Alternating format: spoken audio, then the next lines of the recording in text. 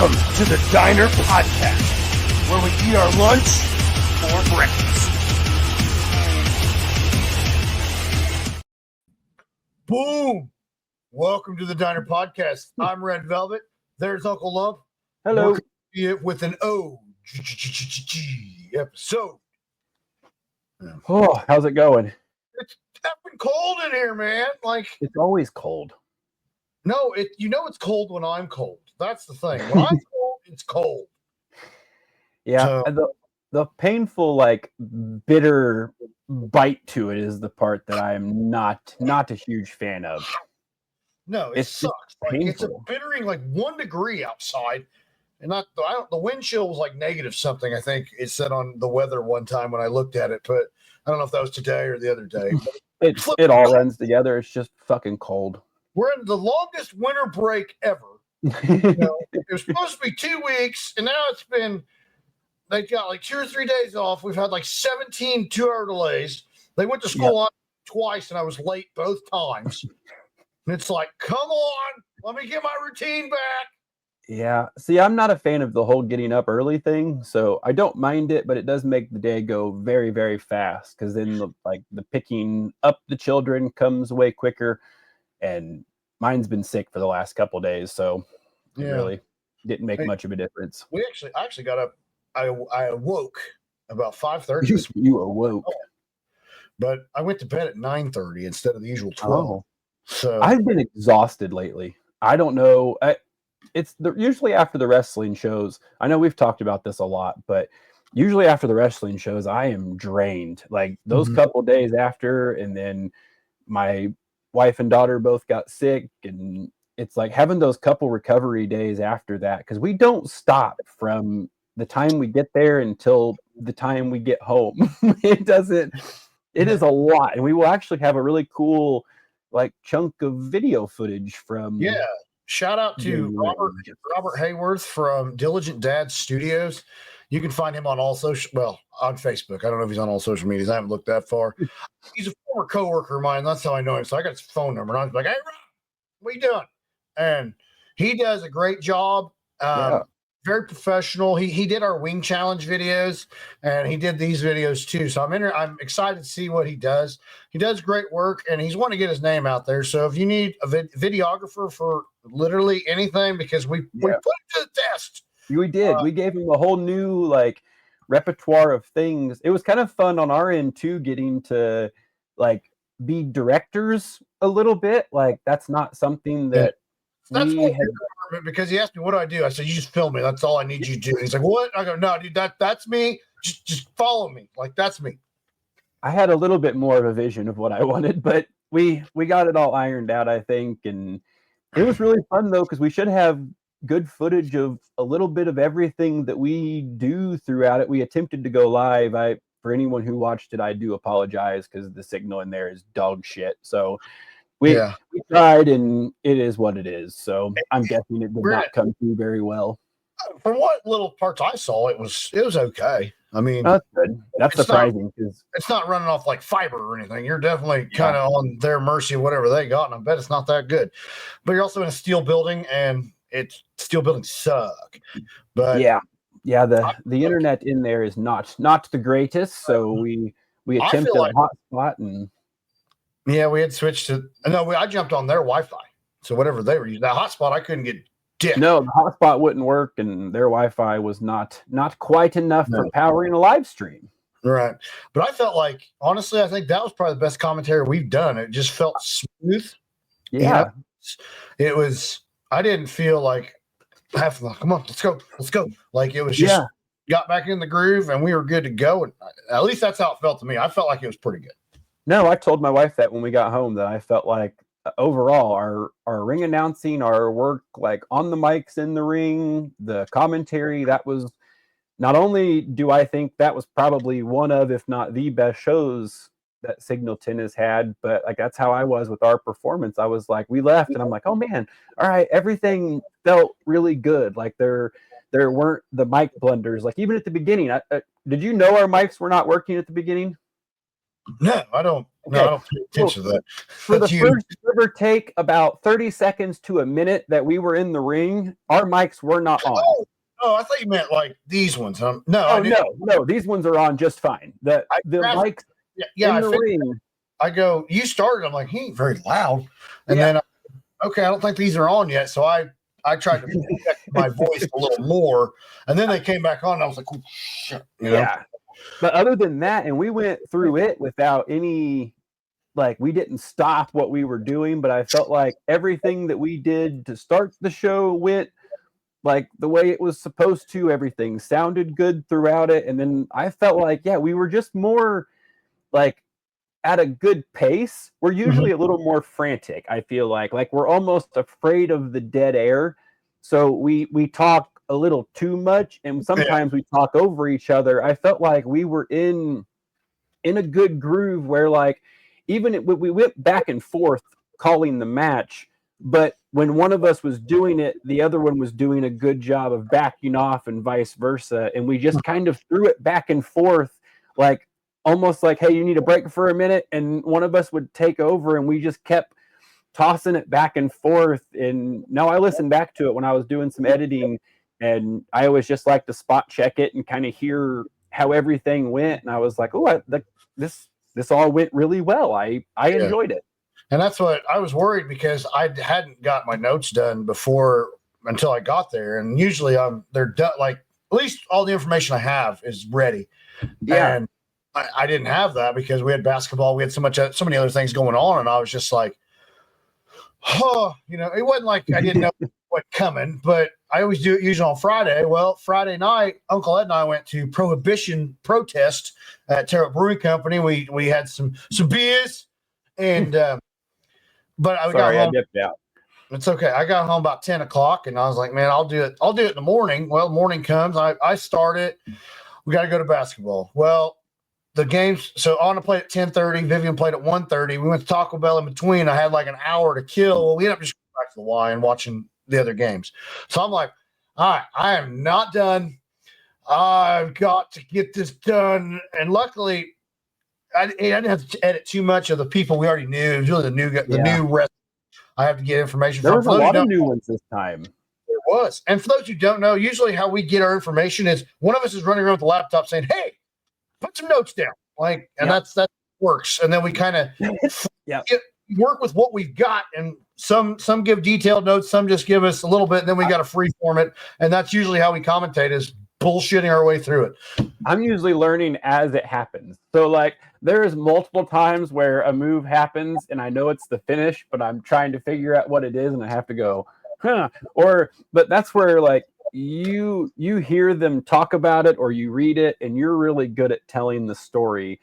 I like to just react, talk shit, and I'll jump in and do once you start getting to where you're like, all right, come on, like take over. I've had to say the same thing 20 times. Like we'll bounce that play by play back and forth, but you're very good at jumping in and telling that story in those like down spots, like picking those spots where you can see like, oh, we're just going to be saying the same thing over and over again here. Let me jump in and tell about this guy's history with this. Yeah. And like, that's where like, and getting better at that, of like hearing what you're doing and understanding and going, okay, hey, I need to draw it back a little bit. Let him get through this story of what he's trying to tell here. And like, I don't know, the more we do it, I feel like that flow and that back and forth keeps getting better and better. I always love when wrestlers give me almost too much to say. Mortimer Blankenship, the third. You danced with him. What he gave me the best, and he was also I don't want to say he's comedic, but he had some funny ones. Like he's got $1 million life insurance policy on his mutton chops, or random shit like that. And I'm like, all right, thanks, man. Like giving me really, and I don't think I said them all, but I had a lot to work with. Where some of them they give me one thing, and I'm like, all right, man, can I just bullshit some stuff? And they're like, yeah, absolutely.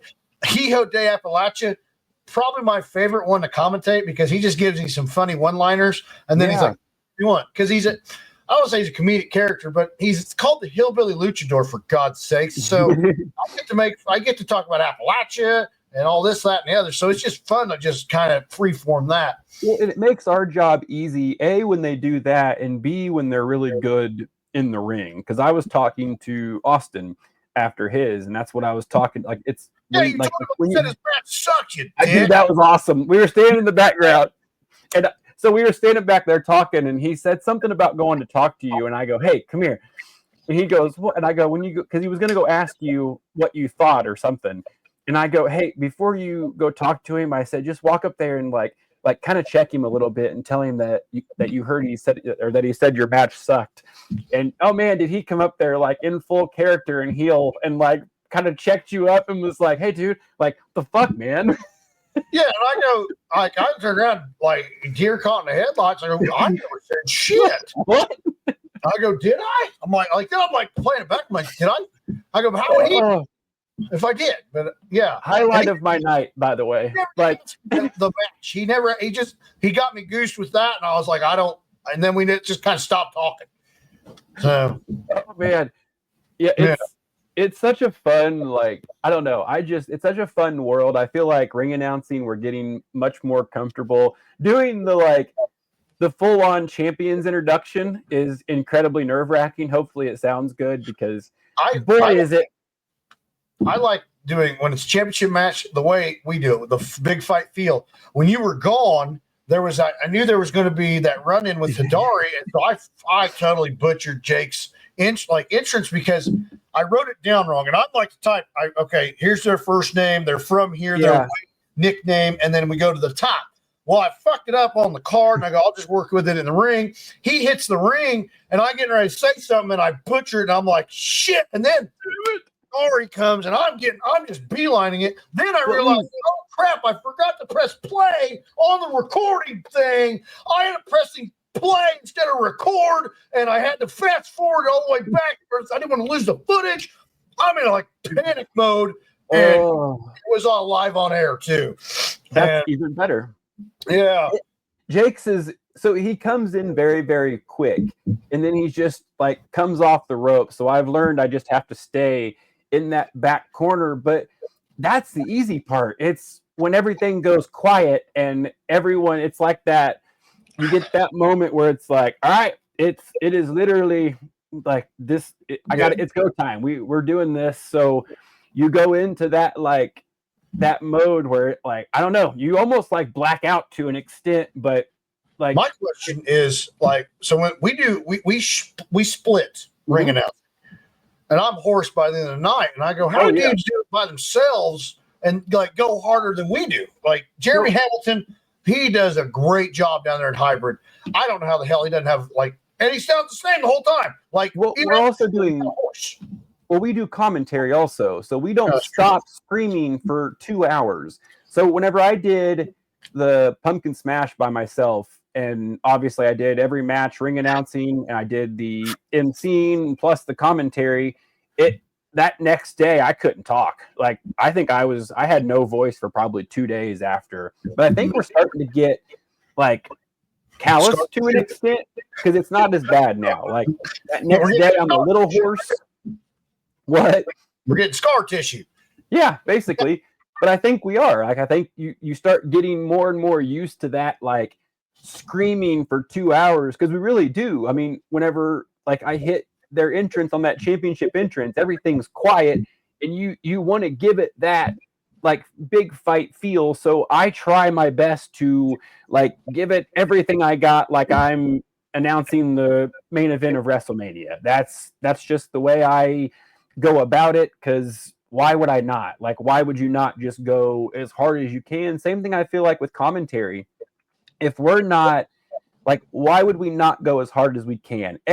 Most of these matches are cut and clipped onto social media or whatever anyway. Mm-hmm. So it's not like you have to worry about like building up with the continuity. In some cases we are, but I feel like giving each match that respect and that energy level helps. It helps tell the story. It helps like put what these guys are doing over the top, if that makes sense, because they do some wild shit. And like that show, if you haven't been to Signal 10, obviously this isn't promoted by Signal 10, this isn't a wrestling show, like it's just a really, really fun night. Like, you're there for 2 hours. It's a great show. Like, that was one that I was like, oh my God, we're already at the main event. Like, I remember looking at you going, are we at the main? Yeah. And you're like, yeah, it went so fast because it was such a fun show from top to bottom. Every one of them put on a phenomenal performance. It was fun. They beat the shit out of each other. And it is an awesome night of entertainment. These boys put their bodies through hell. And it started out hot because they had the first match was Hidari and Maliko. So Hidari weighs about 330 pounds, 300 give or take. Maliko's 275. You got some big dudes going in there, and the way they were moving was very impressive. I've not seen. I mean, I'm kind of athletic for a fat guy, and they made me look not athletic. And I was like, whoa, man! Like, just watching those guys go to the top rope, just do the stuff they did. I was like, man, and it made it fun. It just was like, oh, we got big dick energy. Let's go. And it was a good time. It never stopped. From that point on, like, not only were the matches good, but the storytelling was good. Like, even the matches that didn't have a consistent story, that were like newer people or different people, they came out and told their story. Like, they made people understand who they were, what they were doing. Like, nobody came out and there was that confusion. Like, that's something you see a lot. Like, you see that even in like AEW or WWE, where people are like, wait, who the fuck is this? Like, what's this guy about? Who, like, you're kind of feeling him out.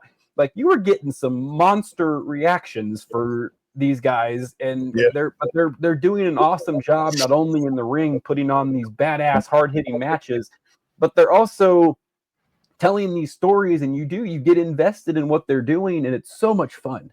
Oh, it's a blast. It's a blast.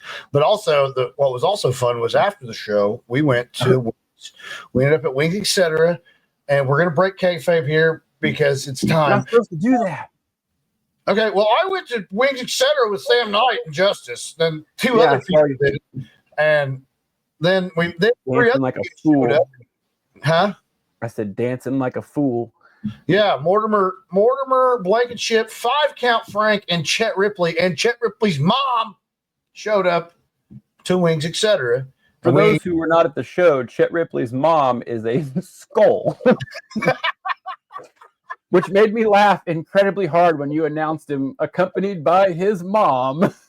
So when after the show, I was talking to him because, man, I really appreciate you going hard with that, because most people read that like accompanied by his mom. And I'm like, no, dude, it's a job. You want that done. It's going to get done right. Okay. So time out. I have a question. What? Why, like that plays right into what I was saying. Like, why is that our job as an announcer to not go hard on somebody and make it seem like they're less important? That makes absolutely no sense to me. Why would you not want every one of them to be as juiced up as possible with that energy? Like, I want them to walk through that curtain feeling like they are going into the main event of WrestleMania. I want that crowd to get up and either cheer or boo them because of same thing. Like, if I can add anything to any of the matches, like, I'm going to do my job the hardest I can to make sure that I do it to the best of my ability. It's one of those things that, like, I hear it and it's just me. It's my voice. So I am uber critical of myself always, because it's like, I hear it and I'm like, it's just me. Like, it's my voice. So I don't know if we're good at it or not. Like, I just hear it and go, it's me. I'm going to do my best. I understand, like, the inflections we're supposed to do, the tone, the cadence. Like, I get it. We've watched wrestling our whole lives. I'm just going to try to get my voice to do what they do to the best of my abilities. And if I can, like, hone that in, and I feel like we've like really learned how to go hard with our voice without it cracking, without it popping the mic. Like, that was probably, like I said, overall, I think that was the best we've done on the mics. Absolutely. And that, like, Chet Ripley's character, he's got the crazy hair. You know, he escaped from the psych ward. He has his mom's skull. And it's just like, man, that's why wrestling's cool, is you get these wild ass characters. And like, so I'm going back to Morty because well, sorry, I interrupted the Wings dance. Well, Mortimer infatuated me because he's like, yeah, I used to be a former lawyer. And then Buddy Landell, which people don't know, he was the other nature boy. told him that he'll make more money in wrestling than he will in being a lawyer, and that's his backstory. But fast forward to Wings, we're sitting there, 5 count. Morty and Chet are sitting in the table across from us, and I'm like, it's January 18th. TikTok is getting banned. Yep. I have an idea. I said, hey, we're going to do a video. We're going to do the dip, and I said, Sam, I want you to do it. And I looked over at Morty, and Morty's like looking at me. I go, you want to do it too? He's like, hell yeah. We actually had to bully Sam into doing it. So we do it. The video, not surprising, coward. No, whatever. The video was awesome, and it's, mind you, it's 10:30, and I'm posting it to TikTok. I get to 96% loaded. It goes dark. Dark. And I was like, we had it till the 19th. What is this bullshit? This is an hour. I got an hour and a half. Come on. And it literally says on the thing. So then everybody's checking their apps, and we're all like, "Oh my god, they really did like knock it down." Dude, almost ruined my night because that video was awesome, and I was like, "We've lost it." That was supposed to be the final, the nail in the coffin for TikTok. Was going to end with Sam Knight and Mortimer and me fucking dancing, and it went dark. Black on you. But luckily for you, President Trump brought it back. Did he? I don't know. It was just the perfect transition into all of the wild shit going on in our world. So effing wild, man. I'm just glad allegedly TikTok's only back for 70 more days, but that's what nothing makes any sense anymore. It never made sense to begin with, but like the amount of things that got flooded in the news, whether it's the fires, the UFOs, the Epstein list, the Diddy list, choose whatever fucking thing you want. All of a sudden, after the election's over, now none of this shit's going on anymore. It's wild how all the UFOs have disappeared, all the fires have stopped, all the people without houses in North Carolina and Maui and all these places, they're all good now. Everything's fucking awesome. I don't understand. Well, I think just all disappears. Well, I think Meta bought TikTok. Interesting. Elon was rumored, Mr. Beast was rumored. There's a lot of possibilities here, but like the world stuff makes no sense to me. Like, and I guess it's one of those things that I've had to try to like stop trying to solve the world's problems because it's pointless. It doesn't make any sense. It seems as if it's all the same bird shitting on your head because all the weird things that they were saying the other side were doing. Now you've got one of the Trumps doing the Illuminati hand thing. You got Elon hailing Hitler. Like, what in the hell is happening? You didn't do that. I was going to have to cancel you. No, unlike Elon, I have a slight bit of intelligence to not that. Like, have you ever been? Some people said. What, you've never been so excited that you hailed Hitler? No, I've never done that. But like the self-awareness there of the amount of times Trump's been called a Nazi for on day one, him to hit that is like all time. Like the dude can catch a rocket in a glove, but doesn't have the self-awareness to not do a Nazi salute. What do you mean he can catch a rocket in a glove? What's that mean? Have you not seen the videos of the rocket coming back into the little contraption thingy that they have? No. Okay, hold on. I'm going to find it on Twitter. You really got to get on here more. No, I don't. Twitter sucks. But it doesn't make any sense. Like it almost seems like they're just throwing it in your face, but it's so, I don't know. Man, I take that back. I didn't get on Twitter today. The first video I saw was Rick Rude lifting up Beulah McGillicuddy's skirt and I'm like, that the hell happened? All right, hold on. I'm going to share my screen momentarily. I got it. All right. Nope, wrong one.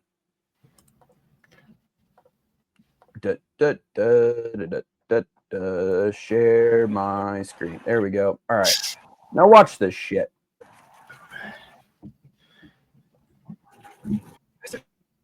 Now hovering as it aligns with the tower for catch.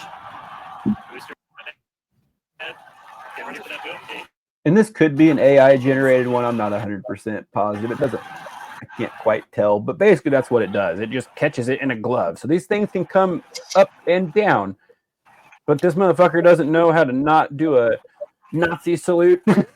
Oh, well, that seems like they're just, so then they've, with the, like, they pardoned Fauci on his way out, pardoned his whole, Biden, that is, pardons his whole family on the way out, pardons Fauci for crimes that, you know, whatever, back to 2014. But then they put out that there's this multi-billion-dollar AI thing going into play. Weirdly enough, a whistleblower for AI got murdered. Well, he had an unfortunate accident, I believe, and had some issues. And then they announced this shit. And then they announced that they want to start doing AI vaccinations because, you know, it went really well with their last vaccination attempt. Seems to have kind of had some adverse things. But yes, let's go into AI because we know what's going to happen with that over the course of the next 5 to 10 years even. Like, what? It makes no sense to me that it just seems like everything is fucked constantly. It's Order 66, man, from Star Wars. What does that mean? That's where the Emperor got on and said, time to execute Order 66. And that's when all those clone troopers turned on the Jedi. I mean, that seems about right. It's all very strange because it seems like we've talked about the robots and stuff before where like those, whatever they're called, the Optimus robots, essentially they're going to take over the human workforce. I don't see how they don't see that. Yes. Did you say the Optimus? I think it's called Optimus. Okay, again, have you not seen these things? Yeah, the robots, but I don't know their names. They're Tesla I think robots. they're called Optimus is what they're called, I believe. Like Transformer. Yeah, so we are in the like very, very like the Atari stage of these robots that are already smarter than all of us. Physically, like you don't have to pay them. You buy them one time. You don't have to give them PTO. You don't have to deal with people drama or whatever. They're smarter than the people who own the business. So they're going to be the most efficient versions of themselves. And they're going to be ever working to create your business in a better fashion and learn how to continuously improve it. Why would you not pay 20 to 30,000 for one of those once over a human? Where would be the benefit of paying humans to do these jobs? So you see, and that could be in a lot of different facets of our workforce. So unless there's regulations on these robots, most corporations, as we've learned, don't give a fuck about people. They're going to go to whatever the cheapest route is. That's why they're just now banning red dye. We've talked about the dyes in our food a million times. They just now ban it, but they have until 2027 to, you know, make sure that they find an ulterior route. Well, weirdly enough, they already color this shit with beets and things in other countries. They already have these things in place. They just don't want to lose the money for the product. They don't want to have to recall all this product with red dye because, like, even like Tylenol PM has red dye in it. Do you know why? No, I'll take medicine for brand purposes, just to make it red and pretty. That's why. So they know they're caught. You can sleep well knowing that you're gonna get cancer. Like what? It's so ass backwards. And then like we talked about the Johnson & Johnson stuff, where they literally put things in their sunscreen that were causing cancer that they have some sort of medicine for. Like it's all just, I'm going to create the problem to make you pay for the solution. Like the same companies that own these big corporations own the media, own the medicine. And I mean, we've talked about the side effect stuff where you're watching these commercials and it's like, here's a medicine for depression. The side effects are depression and suicidal thoughts. It's like, wait, hold on. So I'm taking a medicine for depression that's going to cause me to want to do that more. Like, hold on. What am I paying for other than you to just seemingly off me because you gave me a medicine that's supposed to help this, but and you know, people like just assume like, oh, this doctor gave me this medicine, I'm good. And then it ends up like having the adverse effect. And it's wild to find out that this stuff is that prevalent in all of our things and that they're just good to keep doing it until, 2027. I got to perfect the formula and make more money off of the alternate route. Yeah. They just don't want to have to go backwards and take all the product off the fucking shelves, which is even more insane. That like that's more apt than going, hey, we know this causes cancer. Our bad, we fucked up. Let us take all this off the shelves. We're gonna start reintroducing things in a different way. Like rather than doing that because they know how many things have this shit in it, they're just gonna go, okay, well, just keep slightly poisoning yourselves until 2027, and then we should have all the product out of here by that point. Like it's crazy. That has to be the only reason they're doing it. I could be wrong, but like sure seems like the only reason they're doing it is so they can unload the rest of their product. Because I mean, think about how much of a loss they would take if everything that had red dye in it was taken off the shelves right now. Like, oh, just billions, I would assume. Probably, but they're already making tons of billions, so it's. Well, yeah, I know, but then that hurts the bottom line, and then they're not going to make their numbers for next year, and that's way more important than a bunch of people dying. The bottom line is what's most important. Yeah, well, then they know they can just fund their cancer medications for a little bit longer while everybody's addicted to it, because it's fucking addicting. Like I've went off the rails with mine. You go a couple of days without going to the gym and you eat a couple bad meals, then you start like craving it again. And it's like, I've just had to tell myself, hey, nope, we're not, like, it's been cold. Everybody's been sick. So we've been very laxed on it, nothing crazy, but you start getting back in that mode where you're like, oh, fuck it. I'm just going to get, and it's like, no. Hey, we are not getting back in that mindset, but it's so quick how you can go a couple days back eating like shit, not really like paying attention to it. And then it's like, I'm getting out of the shower going, I kind of want to go to the gas station and get a pop. And it's like, what? No, you don't. Like, what are we doing? No, we're not doing that. And it like, but it really does. I get in that, like, I totally understand, like trying to break that cycle. It's so hard. It can be. I mean, that's what I found out. I gained 9 pounds since Wednesday. Not yesterday, Wednesday. I was like, huh. Oh, well. I think it was all on Monday when the national championship rolled around because I ate two cups of chicken and rice and then 3 bowls of the Mexican hamburger helper and then 5 slices of pizza. I mean, we're talking boom, boom, boom, but there was no break. So you just had like 3 meals in a row? Yeah, and it was really good. I don't regret that at all. But that's the problem though. Like you start eating it and then you just can't stop. Like I've just gotten lucky that I've gotten so far into this now where I was kind of a psycho for a little bit with it, that I've gotten myself so far in that a bad couple days doesn't just mentally check me out of it. It just makes me go, okay, hey, we got to fast for a day and we got to get back into it and let's get back in our routine.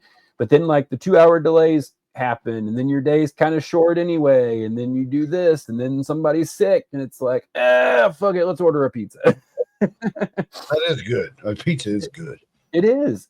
But that's where, like, and I think we talked about this on a few different episodes, but having that ability to like kind of check yourself on it after a couple of days of that, going, hey, all right, we've had our fun. Let's get back to normal. Let's get back to the routine. Because I mentally start where I'm like, you start getting like frustrated at things, or you start feeling that anxiety come in, and it's like, oh, why do I feel so funky? And it's like, oh yeah, I haven't been to the gym in 4 days. Like we didn't go all weekend, and then Monday was a holiday. The kids were home. Tuesday, they're sick, so we're taking care of them and doing this stuff. We don't have time to go to the gym.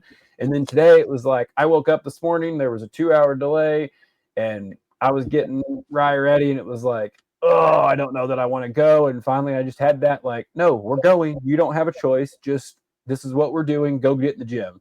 And I felt a million times better all day. I haven't wanted to eat. I've been able to not eat all day and kind of reset a little bit. And then I'll get back to eating and started with my normal stuff again tomorrow. But I feel like if I get in those cycles, I have to fast for a day. And it sucks. That nighttime is a motherfucker, because I'll get to that, like, I'm good all day. It's when they're having dinner, if I'm not doing something and I have to just sit there, then it's like, this is tough. And then when the kids go to bed, that nighttime snack where it's like, fuck it, I'm just going to eat everything. And I've had those moments where you just give in and I'm making a full-fledged breakfast at 11 o'clock at night. There has been those moments where it gets me and I'm like, you know what? I don't care anymore. I'm eating. But the days that I make it, that next morning, I feel so much better. Yeah. So that's where, like, eating late night, that's just not, I used to do it when I drink or something, but normally just eating. No, I mean, I just eat mass quantities when I do eat. So it is hard to stop. Like it's so addicting. Like it really is, because you go eat one and then you come back and you grab two more. And then you come back and you grab a couple more. And it's like, well, all right, I've eaten a whole bag of this, or I've eaten a shitload of this. And it's like, well, I should have just sat down and had a meal. And then because I got caught up in that for a while where I was trying to fast, but the willpower wasn't quite there. So then I'd get to the end of the day and I would just like, nope, not doing it. And I would just lose it. And I would just eat. And then I'd have a snack after I ate. It's like, well, I haven't eaten all day and I've already eaten, so I might as well have a snack. And it's like, then you get into that vicious cycle where I'm like, all right, dumbass, this is not good. We can't do it this way. So I've had to just start being very nice to myself. And if I fuck up, then I fuck up. It's just, all right, now we start from square one today and we start over again. And I just, looking at it that way has helped. And I really don't even think I haven't weighed myself in a couple of days, but it doesn't feel like or look like I've put on too much more. So, and my bad is like having Taco Bell once and eating a couple like pretzel sticks or a couple cookies, or like that's me going bad. But come on, that ain't bad. You're like, but it sounds like you ate like 2 pizzas in one sitting. No, well, I'm usually pretty good about like, I only eat 1 or 2 meals a day. I don't ever eat breakfast. Every once in a while, we'll go do something or whatever, and I'll grab a donut or something stupid like that. But that's, again, few and far between. It's usually 2 meals, and like, I don't even remember what I had yesterday. I really don't even remember. I know last night we had tacos because it was Taco Tuesday at Chavez, and you can get tacos for $1.25 each.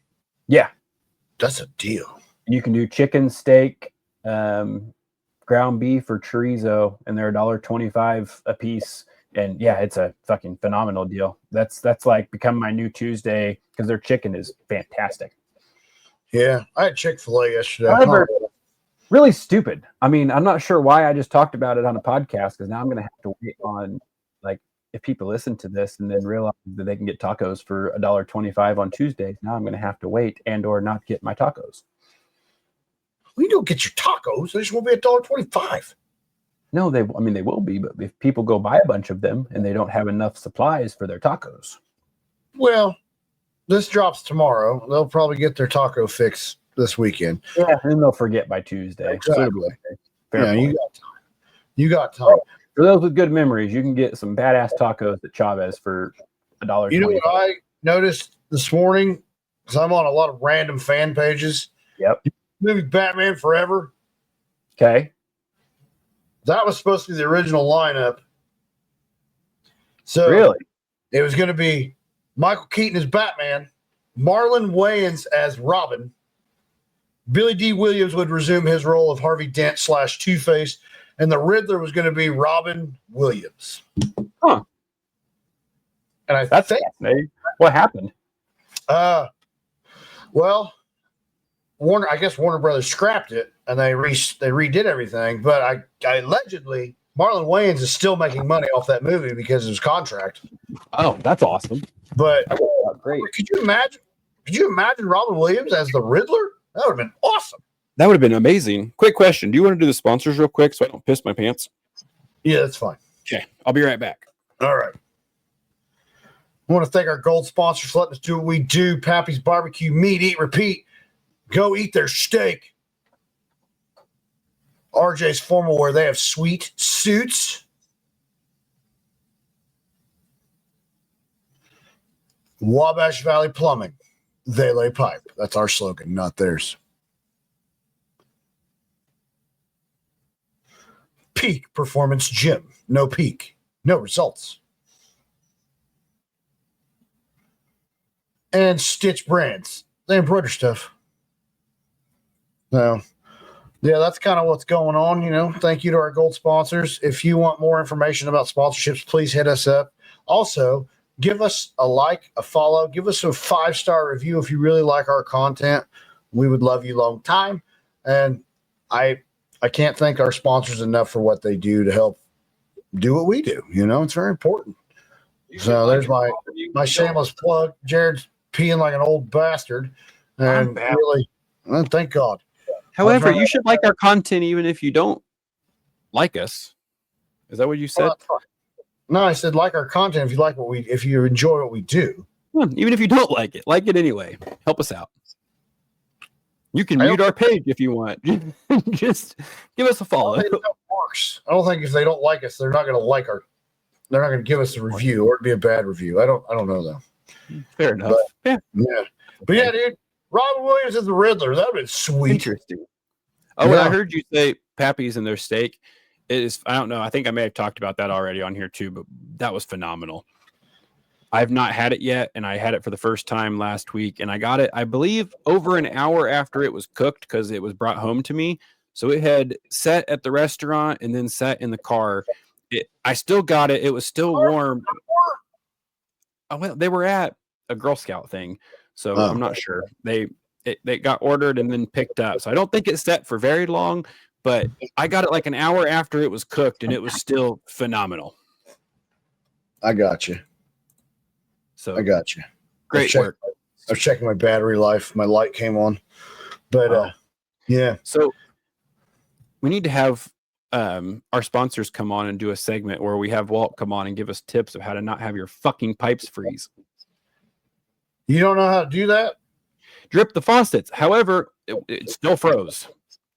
Insulation. Well, fair enough. I guess I need to add more. So everything else, everything else worked. Both sinks had hot and cold water. The shower had cold water, and I could turn it almost all the way hot.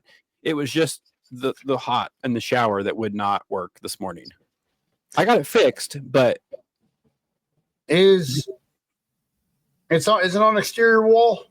No, it's the fucking wall in between the walls where the pipes are impossible to get to. So if it springs a leak, you have to literally bust out your goddamn drywall to get to it. Oh. Yeah, it makes no sense. You get a Tetris puzzle. Oh, yeah, I'd get some pipe insulation and just wrap that bad boy. And then probably where the pipe comes in, is it real close to the edge of the wall, like the outside wall? Look, wrapping it, you literally can't get to them. Like unless I pull things out, and I think there might still possibly be a hole back there that I can get into, but I literally have to bust a hole into my wall to get to these pipes. That is the only way. And then it's in a spot about yay big. Yeah, you got to be a small person. Yeah, not even a small person could fit back there. Like I don't think I could send a toddler in there to do the work. But then you're looking at, child labor laws and things where I don't think I can put my children to plumbing work. Yeah, you can. If it's your child, you can. Oh, that's fair. You know how much free labor my dad got out of me and my brother? A lot. You just can't make other kids work for free, but your kids can. That's okay. So my kids can. Fair enough. Okay.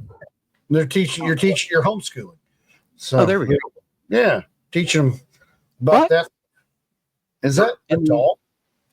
It's all of my dogs and possibly neighbors, and I have no idea what the fuck's going on. Party over there? Or what? There is commotion everywhere. There's pandemonium. There is pandemonium at my house. Well, that happens. You have a party over there. The Baja men are there letting the dogs out. Ha!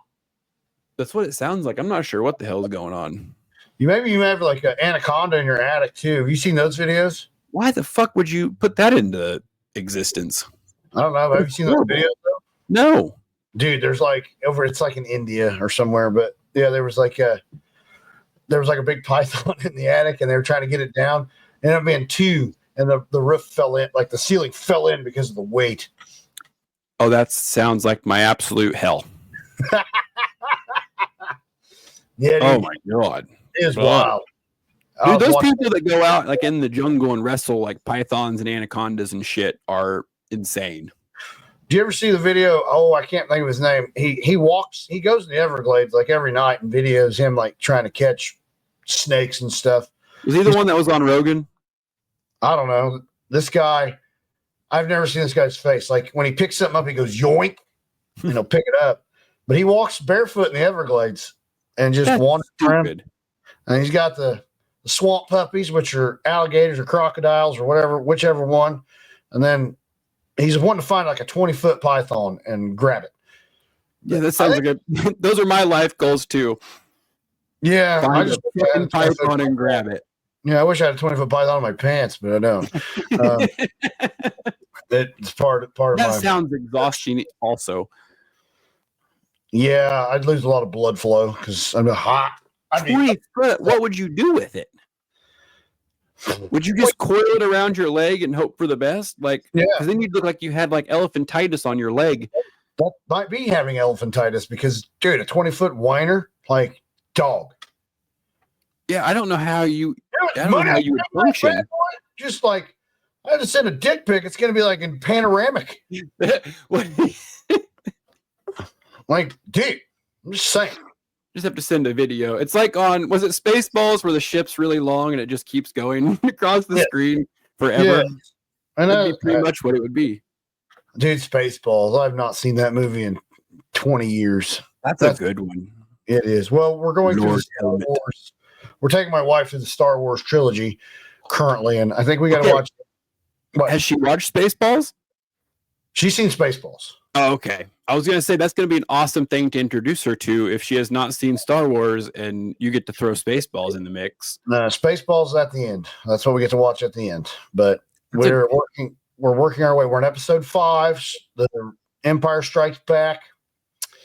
Because Kai wanted to go in chronological order. I said go in order of release date, but what do I? So, okay, Star Wars fans, when this comes out, obviously we are not going to be live, but I would love to read the comments. What you consider to be chronological order? Do you consider it 4, 5, 6, 1, 2, 3, or 1, 2, 3, 4, 5, 6, and then all of the other spinoffs and craziness? You know what chronological order means? Yeah, and I know, but like in weird Star Wars world, that like chronological order for like the order of release date, you could go either way. Like I understand chronological, but like in that world, technically 4 is 1. It's not called Star Wars 1 or Star Wars 4. The episode 1 was, which threw everything into a fucking tizzy. No. If you go where the skywriting is, it says episode 4. Really? Yes. He knew this shit going into it? Yeah, he knew. He knew what he was doing. Fucked up puzzle to put out there. Yeah. That you start midway through the thing and then you're like, I know what we're gonna do. That's like an evil genius. He didn't think the rumor was he didn't think 1 through 3 would sell as well. So he started 4, 5, 6 and then got the hype. And then okay, that makes sense. So he wrote the story and then realized that the buildup was almost going to be too long and drawn out. So he went into some action points and then went back and explained it. That's actually pretty fucking brilliant. I think it's worked out well for him. I mean, he sold it to Disney, so I think he's got a good retirement package. Do you think he meant to do that, or do you think it's like everything that we do where you just accidentally fall ass backwards into it and you're like, well, that worked out way better than I thought it was going to? Making a killing just on his own, just as LucasArts or whatever on his own, and then he got a monster payday getting the Legos, signing. He's made buku bucks, and is it Universal or Disney that has isn't it, that has the Star Wars world? That was hard to say. Yes, they own the whole library, and they've got their own, like the Mandalorian. I think some more like Clone Wars. They're making their own shows now. But according to my son, Disney wrote episode 7, 8, 9. So sucked. But and they'll just keep going with them too, because now they own the rights for it. They can do them forever. I mean, I think I saw there's a new Star Wars coming out. It's literally about Darth Vader between episodes 3 and 4, and it's like, so it's Hayden Christensen's back as Darth Vader. I could be totally butchered, but he's supposed to be that between Revenge of the Sith and New Hope, and probably before Rogue One. I think it's before Rogue One, somewhere in that little area. And he's wreaking havoc. I've watched them all. My brain just doesn't retain a whole lot of them because my kid went through a kick there for a while before the last one came out. I forget what it was, whatever the most recent one that came out like a year or so ago. We went on a kick where we watched everything. We watched all of those. We started watching The Mandalorian. Like we were pretty well deep into it. Then we watched the new one, and then I don't know that we've like dabbled into Star Wars ever since. Was it episode 9 or was it one of the fillers? They uncovered, was it the Millennium Falcon that they brought back, or they brought back one of the old ships or something? I remember. Oh, it was the girl with. Oh, I'm gonna get destroyed by the next Jedi. Was that the girl with the yellow sword or lightsaber? Not sword. I'm gonna get killed by Star Wars people. It's your ass by all these Star Wars fans. Just like the frisbee golf people, I like to annoy them too with the frisbee golf. At least she didn't call them Star Trekkies. Those are fighting words around those star parts. I enjoyed Star Wars, but I'm like that with. We've talked about that before too. I'm like that with everything. If it's like something that I've heard a shitload about, I'm like, oh, there's no fucking point in watching it. I already know what's going on. Like, I don't know. I get like that with wrestling sometimes too, where if I know what's going on, I'm just like, oh, I really don't give a shit anymore. Like, it's not near as fun. Yeah. Well, wrestling's not Star Wars. Star Wars is fun.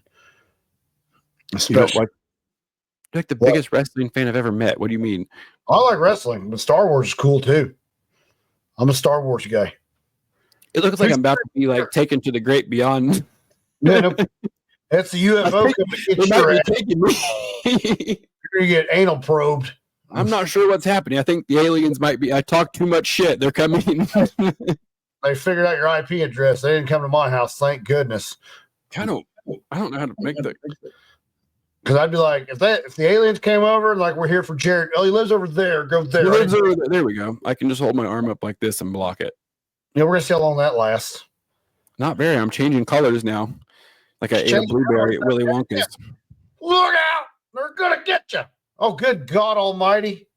It does. It looks like I'm being abducted by aliens. Sorry, I must go. You're either going to the aliens or you're going to heaven. One or two. I don't know which one.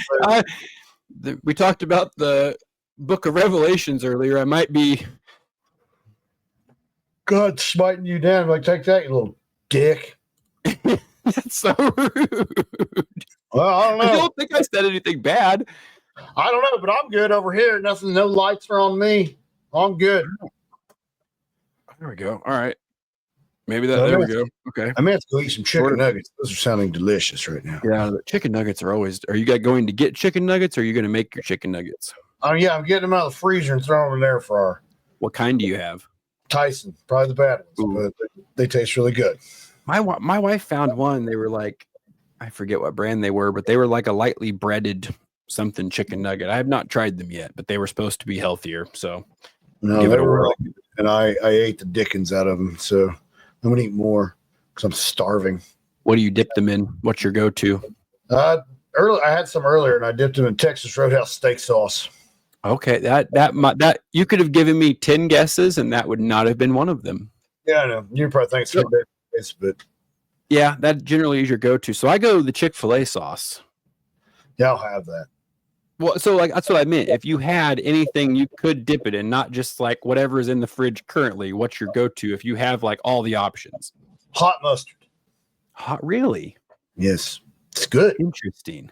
Every time I order McDonald's, though, they give me honey, which I like that too, but I always order hot mustard, and they give me honey mustard. And I'm like, well, that works. So, Taco Bell has a jalapeno honey mustard for their chicken nuggets that is quite delicious. I don't know if I'm brave enough to try the chicken nuggets at Taco Bell. They can't be crossing borders. They're okay. The ones I had were a little extra crispy, so they were not great. But I think they're like, I don't know, they're like dipped in something, maybe like Doritos or some shit. No, like one of the seasonings, like taco seasoning, or maybe I have no fucking idea. But they're fried in Taco Bell-ish type things. Oh. And then you can dip them in whatever. The jalapeno honey mustard was quite delicious. Have you tried dipping chicken nuggets in cheese? Ooh, yes. So that's what I got also. whenever just in case I did not like the jalapeno honey mustard, and I was going back and forth, but I leaned towards the jalapeno honey mustard. Okay. But yeah, cheese is not bad. I'll tell you what, I love their nacho fries. Those are amazing. Yep. We've talked about this. My vice is Taco Bell. Putting the nacho fries in the beefy 5-layer burrito was quite a game changer. I don't know if I've had a beefy 5-layer burrito. So they're delicious. They're like whatever, beans, beef, cheese, and yeah, it's a really good burrito. But then you tack on the nacho fries, and you get a little of the crunchy potato inside of the burrito, and that is quite delicious. That sounds good. Now I want to talk. This is why I fight my inner fat kid on a pretty regular basis, especially with Taco Bell. If we have that free night where we don't have anything planned and there's like we don't have anything made or we got shit going on and it's like, hey, we probably should go grab something. I'm like, Taco Bell. Let's go get tacos. Taco Bell. Yeah, how did you manage that? You had 2 kid-free nights this last weekend. What in that? Like, you were blessed for that. Yeah, my kids were. Well, one of my kids was with his mom, so the other one was with both grandparents at one point or another this weekend. So it was awesome. I guess great parents and in-law. Yeah, good job. Yeah, it works out wonderfully because the first night was like, hey, Miss Harper, actually, you're going to be very angry. We went and picked her up from the one on Saturday because she wasn't feeling good, but then she ended up going to my mother-in-law's the next night also. So technically we had 3 kid-free nights. Oh man. I don't know what that's like. We did have to leave at midnight during one of those to go pick up the will you stop whining? Who are you talking to, your wife? My dog. No, I would have gotten knocked the fuck out if that was my wife. You would have seen Roman Reigns Superman punch come flying across the room if that was my wife that I said that to. No, it's my dumbass dog that's sitting here whining. Lola, please come here and lay down because you're driving me nuts. Now she's going to come over here and drive me crazy. So lay down, dummy. I love this dog, but she is. Well, apparently I'm supposed to be on a Zoom call. I didn't even know that. Well, what do you have a Zoom call for? I'm on the website committee at the Chamber of Commerce, apparently. And I'm like, well, why'd you pick my dumbass? Because I don't know how to. Did you tell him you're already on a Zoom call? I'm going to say, let me finish my podcast. You should just go live on the Zoom call while we're finishing up the podcast. Why the fuck do I do that when I got this? Or are you on your phone or your computer? I'm on my computer. I got a dying computer and a dying iPhone. Okay. Well, why don't we just make this easy and let's just wrap this up? We're almost at an hour. It's close enough. You already did the sponsors earlier, so we are all good. Yeah. We better wrap this up. I'm going to get yelled. I'm going to fart on my volunteer job. You don't want to get out of the Chamber of Secrets. It's very important. All right. So we're going to wrap this up. Thank you for watching. Thank you. Bye-bye. Love you. I'm all walled up now. Way to go. You fucked it up. Thanks a lot, Justin. All right, man. Bye. Bye. I gotta pee.